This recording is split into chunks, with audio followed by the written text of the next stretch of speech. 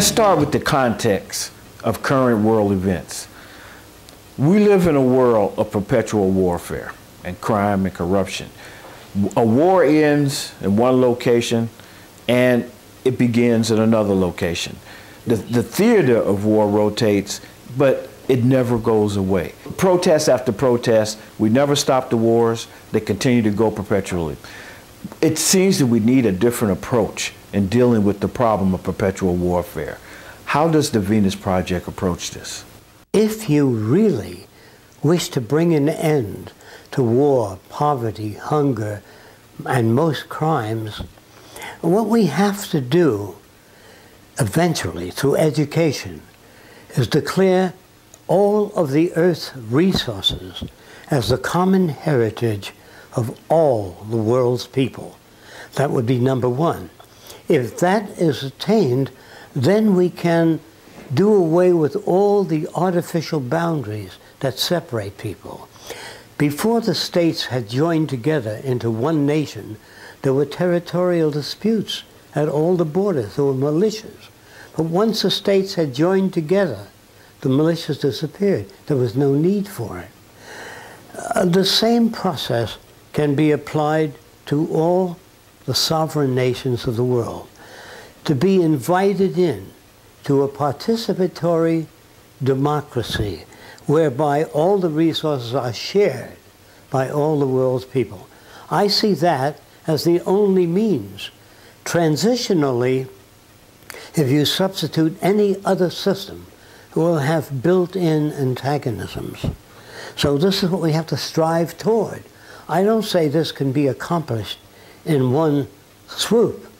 It's a slow process of education.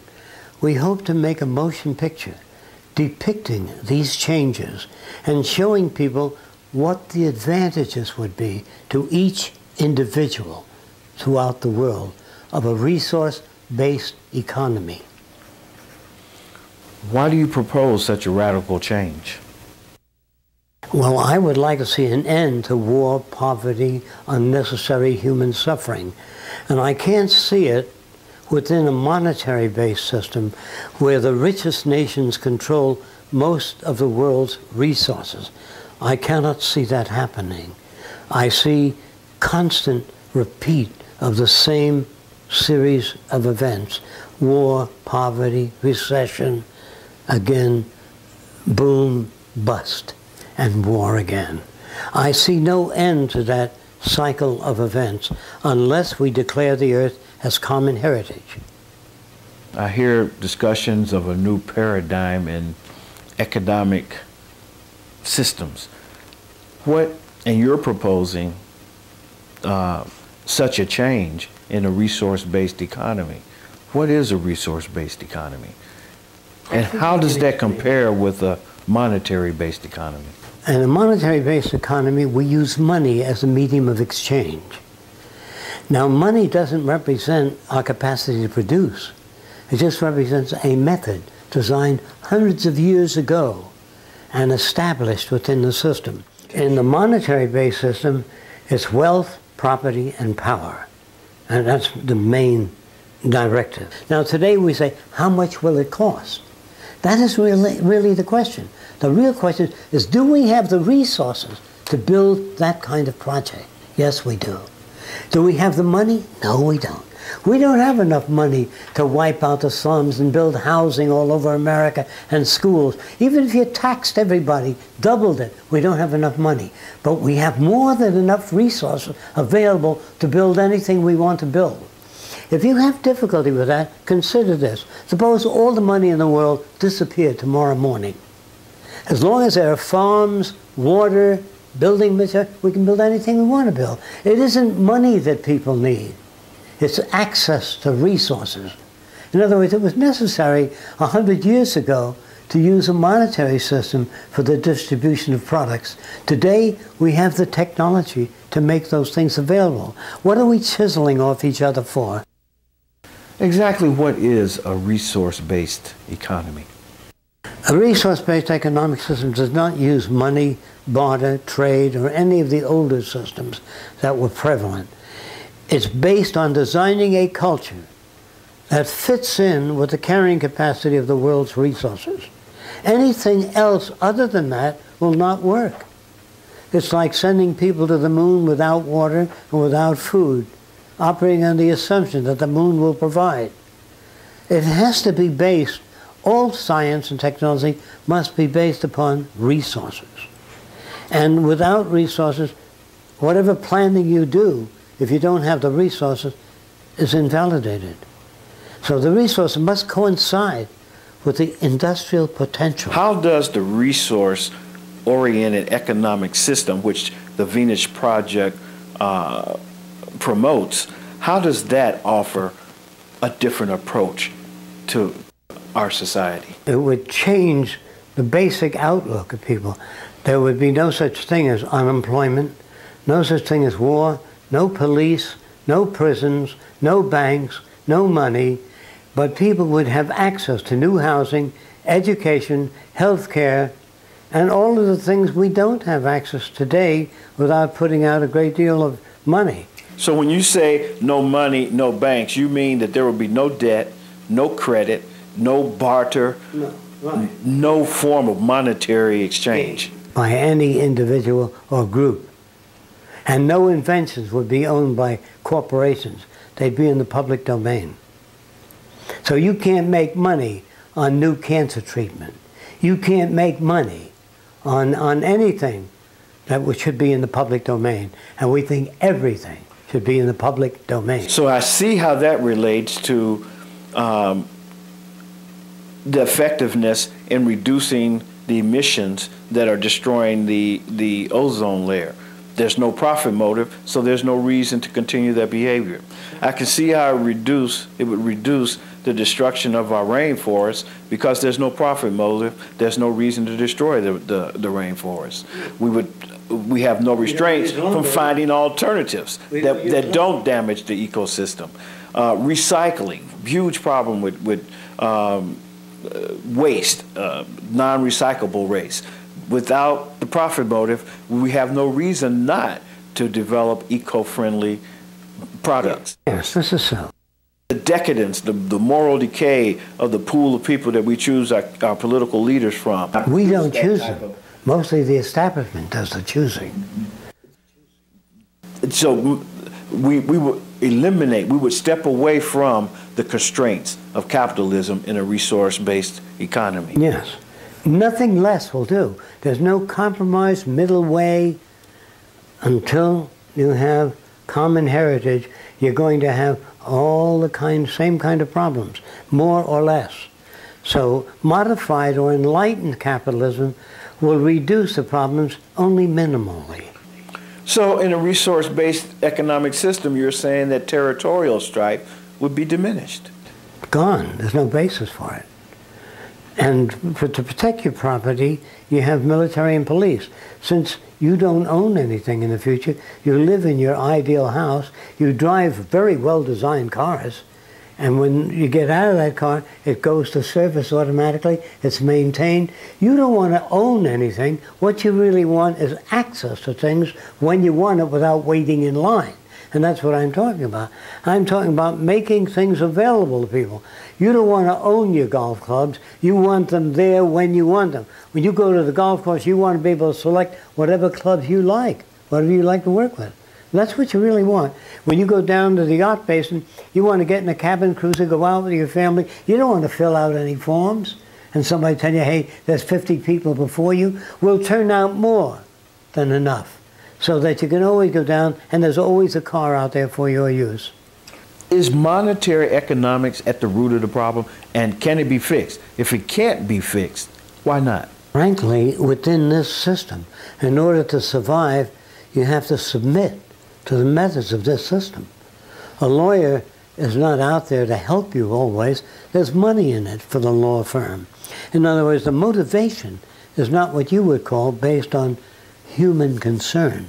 It's based on the bottom line.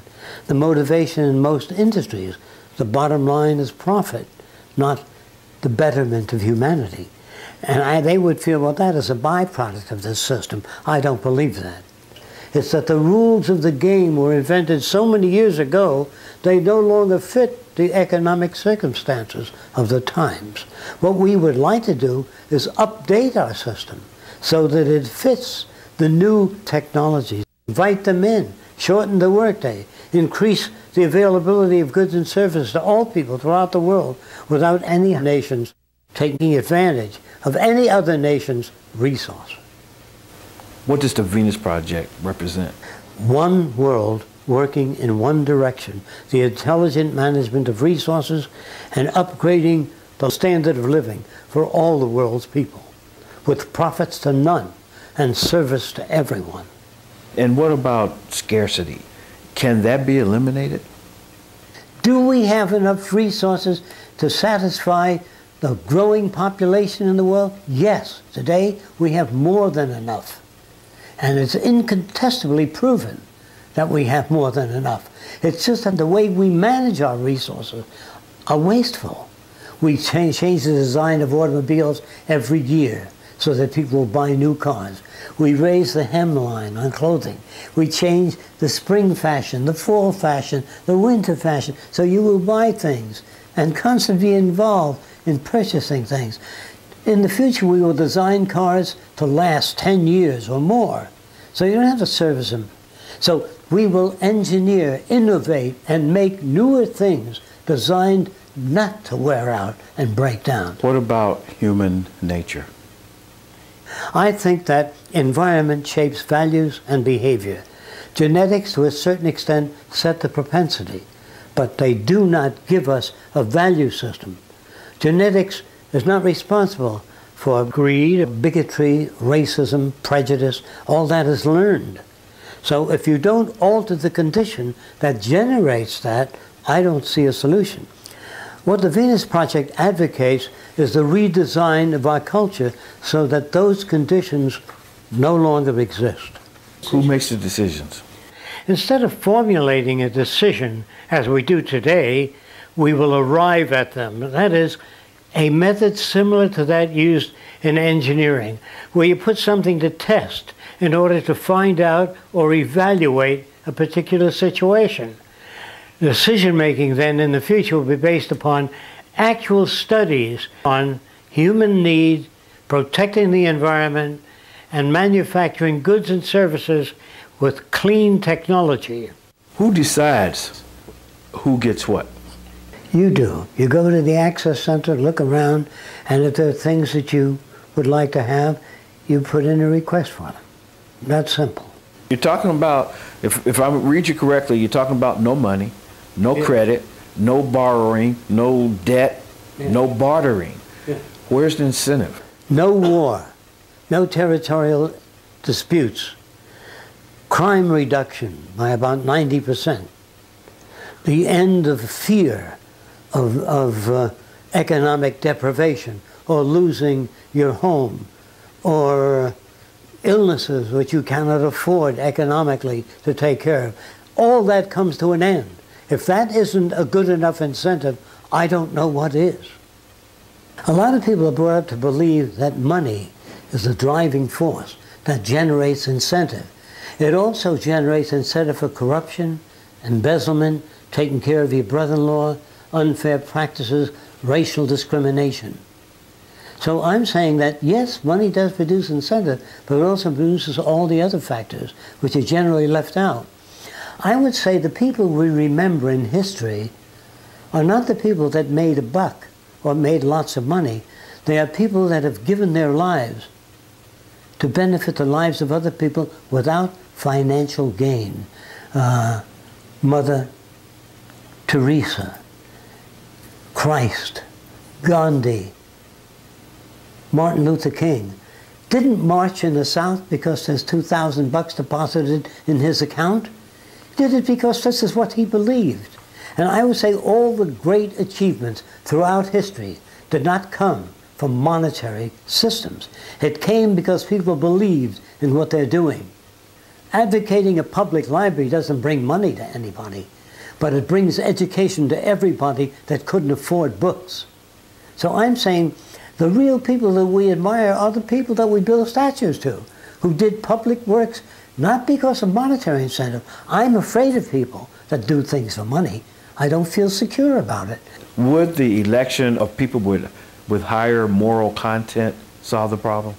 No, because even if you succeeded in electing people of unquestionable moral character, if we ran out of resources, there'd be lying, cheating, stealing, and artificialities. It isn't moral character that we need. It's the intelligent management of the Earth's resources. The real future depends on our ability to solve scarcity problems, overcome those problems through our own creative ingenuity. So how do you envision a transition into this type of system? If you keep bringing in machines and replacing human beings, we call it downsizing today, the majority of people in America and throughout the world will not have the purchasing power to buy goods or services. This will bring an end to the old monetary system. I would see economic collapse as the only system that'll bring people around to say that, gee, I see that the people I've elected into political office are not competent enough to get us out of this problem, and they'll be looking for other possible alternatives. This is when the Venus Project comes in. The more people know about it, the more likely that it may be installed.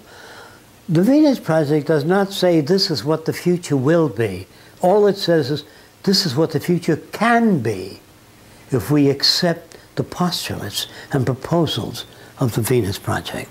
What we need are seminars on problem solving, how to accomplish each successive phase of human development. And that is what the Venus Project has to offer.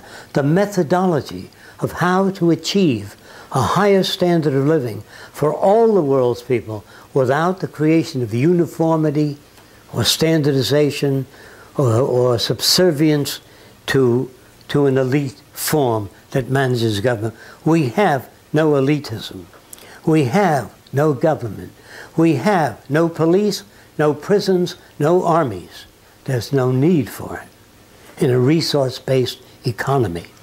What problems stand in the way of us implementing this type of transition? Traditions, habits, indoctrination, propaganda. We are all propagandized to accept our system as the best system.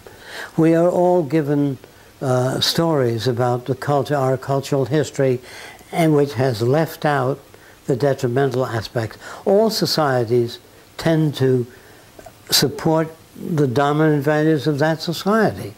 There is no such thing as an objective society. If there were, you couldn't have German scientists making weapons of destruction, American scientists, British scientists, Dutch scientists, French scientists working in serving their government. Real science has no allegiance to government. It only has allegiance to methodology.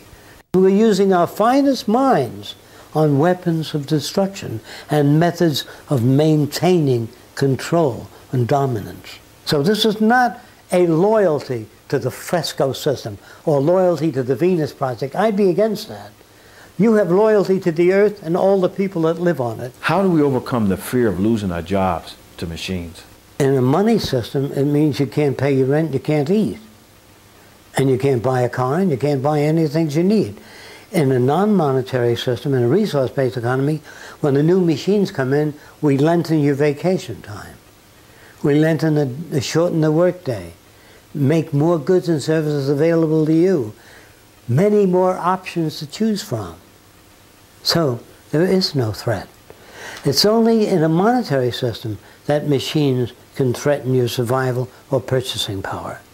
Who will do the manual labor? During the transition, it'll be done in a manner similar to the way it's done today. Humans working with machines. After the transition, most machines will be designed to intelligently carry out a given project. But I have trouble imagining a system without some form of government. At a time in the future when computers will replace government, they will arrive at decisions by being interconnected with production, agriculture, transportation, and human need. Therefore, the decisions, instead of being arbitrary, are based upon real physical needs. In such an advanced technological world where automobiles operate themselves and buildings are self-directed and the computer controls just about everything else, what will people do? The options that will be put forth on your video sets and your computers are so many. You can go back to school, study anything you want to study, get into marine sciences, practice any hobby you want to. You are the one that will select how you want to use your time. Based on the projections of the Venus Project, how do you envision the world tomorrow? The appearance of the world of the future will be based upon the newer technologies that evolve. And the shape of the cities will be based upon the kind of environment people would like to live in. And the machines of the future will be based upon energy determinants, that is, the energy available and the kind of energy we can tap into to make more things available to people, not only materially, but spiritually, and also with concern for one another and the environment. To an individual not familiar with the Venus Project, it seems like high tech, all kinds of new technologies installed, and they wonder, where do people fit into this? What's that got to do with people? All the bridges and designs of buildings are very interesting, but what about people? Well, all these bridges and all these buildings are designed so that they're self-maintaining, who do not need constant repair, and all of the machines are designed to free people, to go back to school, study what you want to study, and do what you want to do, and fulfill the needs that you have that need to be fulfilled, so that you can become what is called an individual, a creative individual, that doesn't need to fall in line with any particular point of view, that we welcome your criticism of the Venus Project. We welcome the participation of everybody and the contributions. We have no idea of what the ideal society would be, nor do we entertain such views as utopia. We feel that all systems will constantly change to whatever conditions are necessary to fit the needs of the times. We have no fixed blueprints, so we invite participation and we invite recommended changes, because the history of civilization is the story of change. That's why the Venus Project has no fixed blueprint. Who decides what the future will be? I don't think anyone ought to decide what the future will be, but we ought to decide where it is that we wish to go and what kind of world we wish to live in. And do we have the facilities and the resources to build such a world? The answer to that is yes, we do have the ability and the resources to build such a world. There is no way for you to make it on your own. Either we think globally or we perish individually. When I speak of globalization, I'm not talking about the global concept of corporations running everything on Earth, where all human beings would be subject to their wishes. I'm talking about common heritage of all the Earth's resources by all the world's people, and therefore all decisions being made would be based upon that which benefits every living being.